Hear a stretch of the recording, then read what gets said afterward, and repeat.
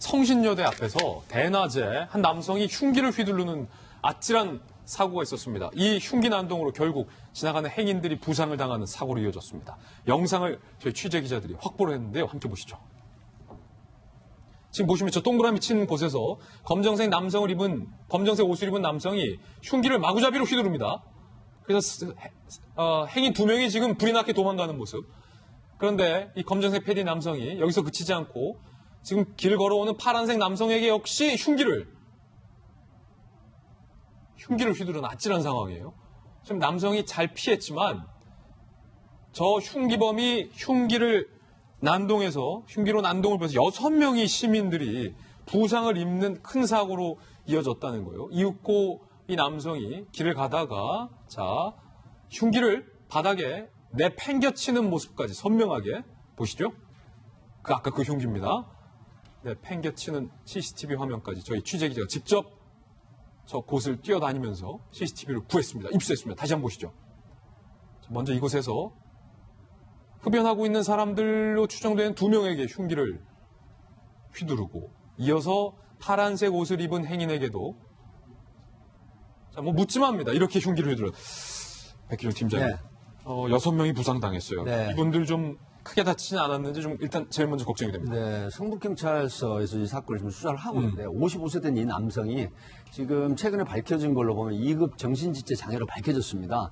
그리고 이제 일정한 주거나 직업이 없고 55세 된 남성인데 지금 이유가 뭐냐라고 했더니 아침에 기초생활 수급비를 주지 않아서 그게 불만을 가지고 했다라고 하지만 그렇군요. 지금 술 취한 상태는 아니거든요. 근데 이 장면을 보면서 아마 전국에 있는 많은 특히 여성분들이 그 심적인 트라우마를 겪을 가능성이 있는데 묻지마 범행이라고 하는 부분은 예측 불허거든요. 그렇기 때문에 길을 가다가 갑자기 어떤 공격을 당해서 예기치 못한 상해를 입을 수가 있기 때문에 무서운 겁니다.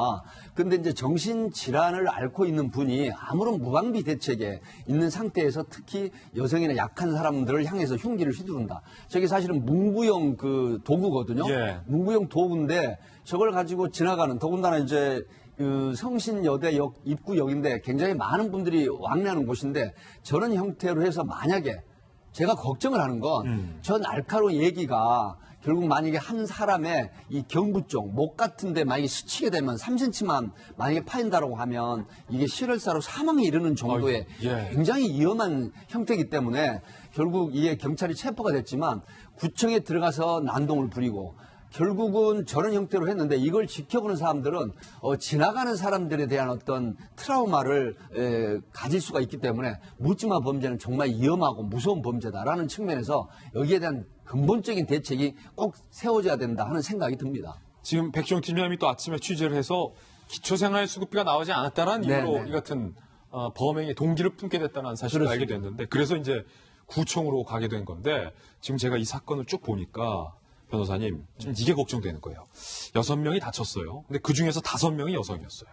결국 이런 도로에서의 묻지마 범행에 여성들이 더 취약할 수밖에 없다는 거예요. 그렇죠. 자기보다 약하게 보이는 사람들에 대해서 좀 더 범행 대상으로 삼았다고 볼 수가 있을 것 같습니다. 아마 정신질환에 의한 범행이라고 보여지는데 그렇다 하더라도 저 사람 뭔가 나보다 덩치가 크고 나보다 강할 것 같으면 내가 제압당할 것 같다. 나의 충동인 분노를 뭔가 표출을 해야 되는데 저렇게 약한 사람이면 좋을 것 같다는 무의식적으로 그런 행동이 나오지 않았나 싶습니다. 그렇군요. 여성분들이 조금 더 조심할 수밖에 없는 상황인데 뭐 단순히 치료 감호 문제라든가 사회복지 여러 차원에서 조금 더 살펴봐야 될 사건인 것 같습니다.